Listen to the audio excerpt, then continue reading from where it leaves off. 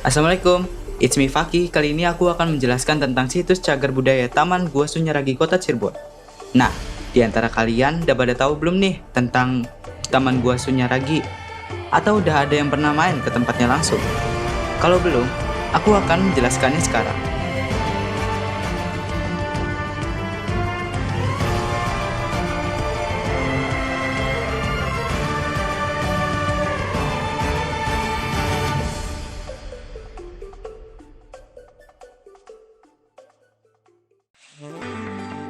Apa itu Gua Sunyaragi?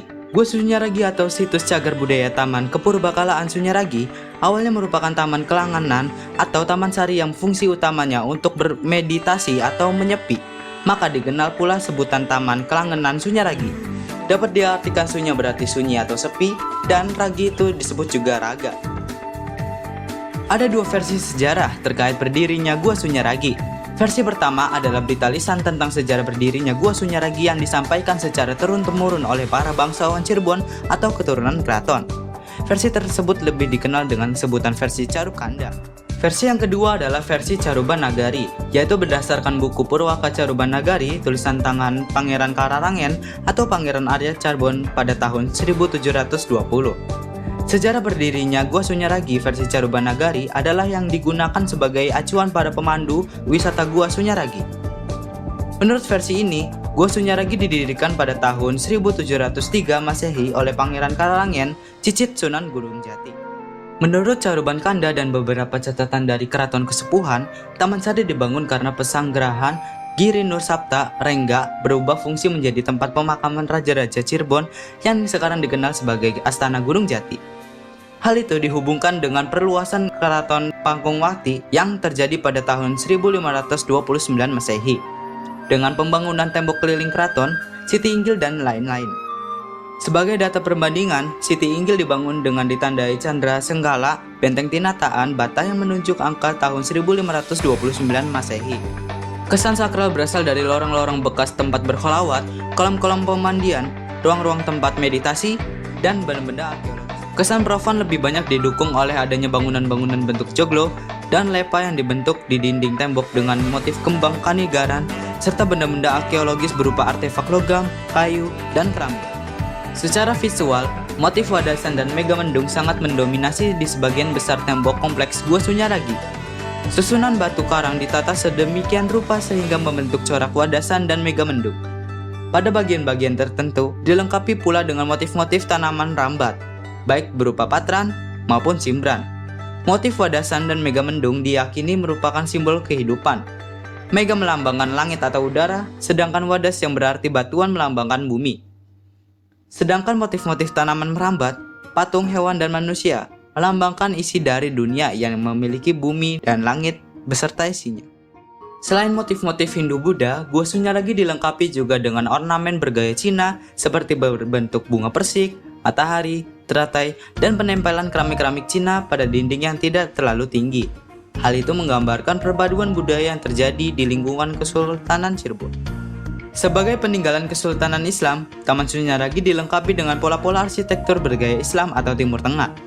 Antara lain, relung-relung pada dinding beberapa bangunan, tanda-tanda kiblat pada tiap-tiap persolatan atau musola, adanya beberapa wudlon atau tempat wudhu, dan bentuk bangunan bangsal Jinem yang menyerupai bentuk Ka'bah jika dilihat dari sisi belakang bangsal Jinem.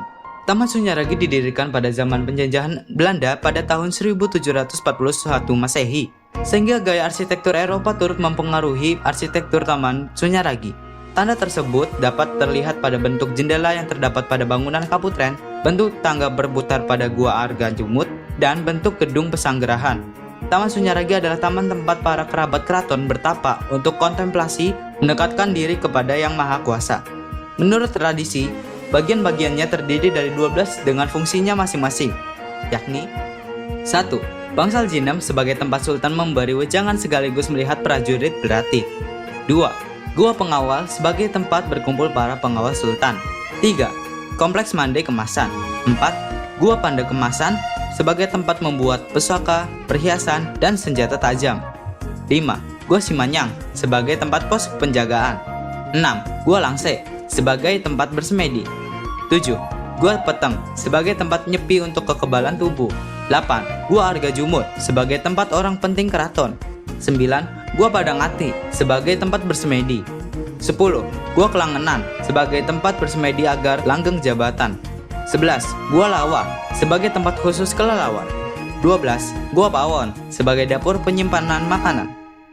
Secara keseluruhan, Taman Sunyaragi merupakan perpaduan antara struktur, bangunan, dan taman air. Adapun tradisi lokal menurut kepercayaan masyarakat setempat, salah satunya adalah pawai obor. Di antara kalian ada yang tahu belum nih tentang pawai obor? Pawai obor adalah iring-iringan sekelompok orang yang dilakukan dengan berkeliling di jalan raya menggunakan baju muslim sambil membawa obor yang terbuat dari bambu. Rombongan pawai ini diiringi alat musik rebana atau juga hadroh. Sambil berkeliling, masyarakat mengumandangkan sholawat dan puji-pujian sebagai ungkapan rasa syukur karena diberi kesempatan untuk merasakan pergantian tahun dalam kalender Islam dan juga memasuki bulan Ramadan. Pawai obor dilakukan saat malam hari. Tidak ada aturan ataupun syarat mutlak untuk mengikuti iring-iringan ini. Pawai ini bisa diikuti oleh anak-anak, remaja, hingga orang tua baik laki-laki maupun perempuan. Dari sini menandakan pawai obor sebagai salah satu kegiatan yang bisa mempererat tali silaturahmi. Oke, sudah tahu kan apa itu Gua Sunyaragi dan tradisi lokalnya?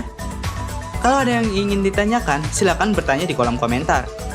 Ismi Faki, terima kasih sudah menonton video ini sampai akhir. Wassalamualaikum warahmatullahi wabarakatuh.